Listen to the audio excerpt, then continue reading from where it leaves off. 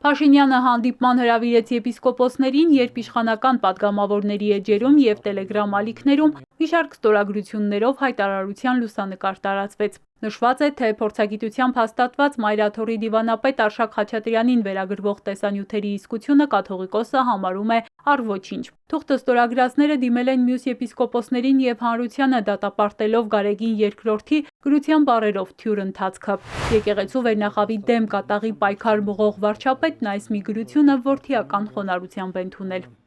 Այս հայտարարությունը նախ ցույց է տալիս, որ մեր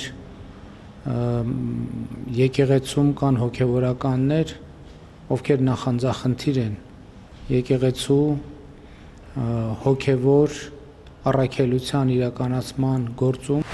Թե ինչ փորձաքննության մասին է նշվում գրության մեջ, Արշակ arczepiskopos Խաչատրյանը տեղյակ չէ։ Մյուս կողմից ասում է, նախ պետք է ճշտել շրջանառվող գրությունն իրական է, թե ոչ։ Ստորագրած եպիսկոպոսները համենայն դեպս դեռ չեն հաստատել։ Նրանց մի քանիսին ուղղված էպիկենտրոնի զանգերը եւս մնացին անպատասխան։ Ինձ հայտնի չէ փորձաքննություն, ինձ հայտնի չէ փորձաքննության եզրակացություն։ Եվ ինձ մոտ բնական հարց է առաջանում, եթե ես ուղղակիորեն ներգրաված եմ ակամա այս process-ի մեջ, ինձ հայտնի չէ որևէ փորձաքննության եզրակացություն, ինչպես կարող է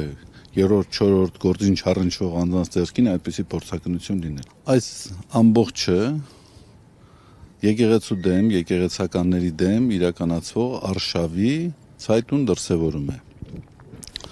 Մնացյալը, ինչպես ասում են, տեխնիկայի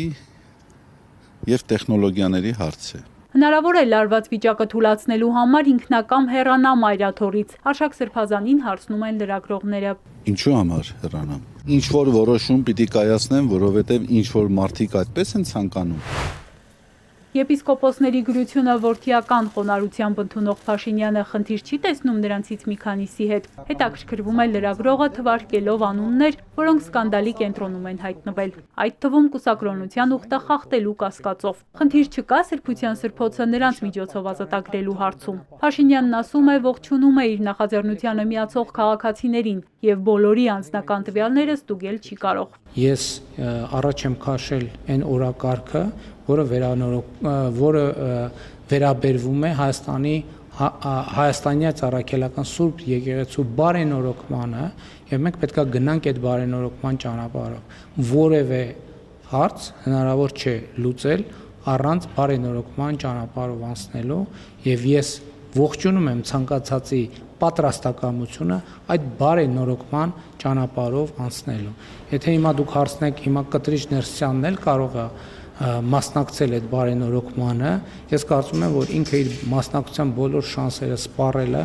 եւ նա պետք է ուղղակի ազատի մեր սրբության սրբոց Մայրաթոր Սուրբ Էջմիածին։ Տարածված լուսանկարի մեջ նաև Սերովե եպիսկոպոս Իսախանյանի անունն է, առանց ստորագրության։ Մայրաթորում լրագրողների հետ զրույցում հոգևորականն ասել է, Արշակ Սրբազանի հարցը եպիսկոպոսների ժողովում չի քննարկվել։ Հավանաբար այն անձերը, որոնք ոչ թե հավանաբար, վստահաբար այն անձերը, որոնք ստորագրել են, համաձայն են տեքստի բովանդակությանը, ոչին եւ